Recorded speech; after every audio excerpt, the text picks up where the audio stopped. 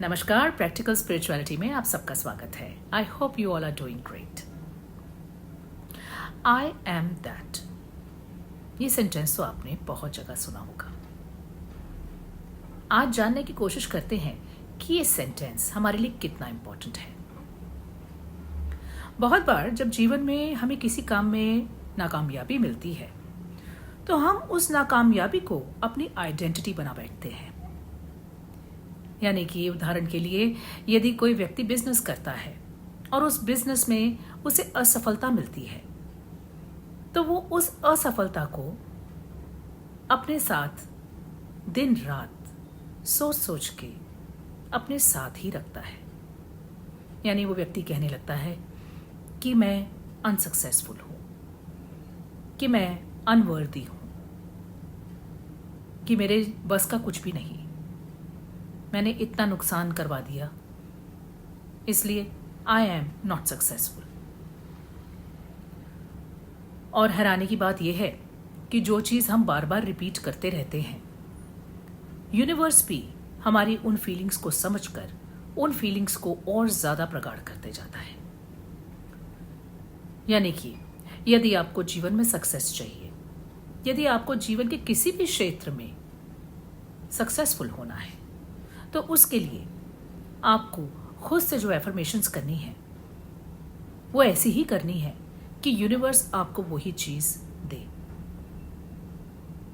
यानी अगर कोई स्टूडेंट है तो वो अपने आप को यदि इंटेलिजेंट नहीं समझता, यदि वो ये समझता है कि किसी एग्जाम में उसे सफलता नहीं मिलेगी और दिल से वो इस चीज को मान बैठा है कि सफलता मिलना मुश्किल ही नहीं, नामुमकिन है, तो उस व्यक्ति को सफलता मिलेगी ही नहीं, क्योंकि उसने ये बिलीव कर लिया है कि वो इंटेलिजेंट नहीं है, कि वो इस परीक्षा में पास नहीं हो सकता। इसलिए ये बहुत ज्यादा जरूरी होता है कि हम अपने आप को किस चीज से आइडेंटिफाई कर रहे हैं। हमारी नाकामयाबी, हमारे फेलियर्स के कारण कहीं हम खुद तो नहीं? क्या हमारे सेल्फ लिमिटिंग बिलीव्स ही तो हमें जीवन में पीछे नहीं रख रहे? जैसे फॉर एग्जाम्पल, यदि कोई व्यक्ति किसी से प्रेम करता है और वो दिल से चाहता है कि वो उस व्यक्ति के साथ जीवन निकाले, तो वो हर कोशिश करेगा अपने प्रेम को पाने के लिए। चाहे फैमिली से भी ऑपोजिशन आए, फिर भी वो पूर्ण कोशिश करेगा कि उसके प्रेम को सफलता मिले। लेकिन अगर उसका ये विश्वास कहीं कमजोर है कि उनका रिलेशनशिप आगे चल सकता है कि नहीं, तो फिर रिलेशनशिप में प्रॉब्लम्स आएंगी ही, और यदि कोई ऑपोजिशंस भी आएंगी तो भी वो व्यक्ति उन ऑपोजिशन से फाइट नहीं कर पाएगा। लेकिन यदि वो अपने मन में ये दृढ़ निश्चय कर ले, ये डिटरमिन कर ले कि मुझे इसी व्यक्ति के साथ जीवन निकालना है, चाहे कोई भी ऑपोजिशन आए, तो उसके सामने ऑपोजिशन आने के बाद भी उसे अपने प्रेम में सफलता मिलेगी। तो जब हम आई एम दैट की बात करते हैं तो हमें यह समझना है कि हम अपने आप को क्या समझ रहे हैं, कि हम अपने आप को क्या एफर्मेशंस दे रहे हैं सबकॉन्शियसली। यदि हम बार बार अपने आप को ही फेलियर समझते रहे, अनसक्सेसफुल समझते रहे, परेशान समझते रहे, अनवेल समझते रहे, तो हम सच में ही अनवेल हो जाएंगे, हम सच में ही परेशान हो जाएंगे। इसलिए हमें बहुत सोच समझ के स्वयं से बात करनी चाहिए, चाहे कोई हमारे सामने हो चाहे ना हो। जब हम एकदम अकेले हों तो हमें अपने आप को नेगेटिव मोटिवेशन नहीं देनी है। यानी हर दिन अपने आप को सिर्फ पॉजिटिव एफर्मेशंस ही देनी है। यदि आपको किसी जॉब में जाना है और आपके दिल में पूर्ण विश्वास है कि आप उस जॉब में सफलता प्राप्त करेंगे, तो आपको वो सफलता मिलेगी। लेकिन कई बार ऐसा होता है कि बहुत बार पॉजिटिव सोचने के बाद भी हमारे साथ चीजें नहीं होती, तो फिर उस केस में हमें क्या करना चाहिए? तो उस केस में हमें सब कुछ उस परमपिता परमेश्वर के ऊपर छोड़ देना चाहिए। परमपिता परमेश्वर जैसे पेरेंट्स होते हैं ना, वैसे ही है। यानी यदि एक छोटा बच्चा अपने पेरेंट्स से चाकू मांगता है तो क्या वो पेरेंट्स उसके हाथ में लोहे का चाकू दे देंगे? नहीं देंगे, क्योंकि उन्हें पता है कि उस लोहे के चाकू से उस बच्चे को चोट लग सकती है। वो बच्चा रोएगा, चीखेगा, चिल्लाएगा, लेकिन फिर भी पेरेंट्स उसको चाकू नहीं देंगे, क्योंकि ये उसके लिए ठीक नहीं। उसी तरीके से बहुत सी चीजों के लिए कई बार हम रोते हैं, परेशान होते हैं कि ईश्वर हमारी सुन ही नहीं रहे। हमने इतनी मिन्नतें कर ली, फिर भी हमें ये चीज नहीं मिली। तो फिर उसको ईश्वर की मर्जी मानकर हमें जीवन में आगे बढ़ना है और इस बात का विश्वास रखना है कि जो भी आपको मिलेगा वो आपके भले के लिए ही होगा। और इसी को सरेंडर कहते हैं। जब आप सरेंडर कर देते हैं हायर पावर्स को, तो काम आपके अपने आप ही बनते जाते हैं। इसलिए हमें बहुत सोच समझ के स्वयं से बात करनी चाहिए, चाहे कोई हमारे सामने हो चाहे ना हो। जब हम एकदम अकेले हों तो हमें अपने आप को नेगेटिव मोटिवेशन नहीं देनी है, यानी हर दिन अपने आप को सिर्फ पॉजिटिव एफर्मेशंस ही देनी है। यदि आपको किसी जॉब में जाना है और आपके दिल में पूर्ण विश्वास है कि आप उस जॉब में सफलता प्राप्त करेंगे, तो आपको वो सफलता मिलेगी। लेकिन कई बार ऐसा होता है कि बहुत बार पॉजिटिव सोचने के बाद भी हमारे साथ चीजें नहीं होती। तो फिर उस केस में हमें क्या करना चाहिए? तो उस केस में हमें सब कुछ उस परमपिता परमेश्वर के ऊपर छोड़ देना चाहिए।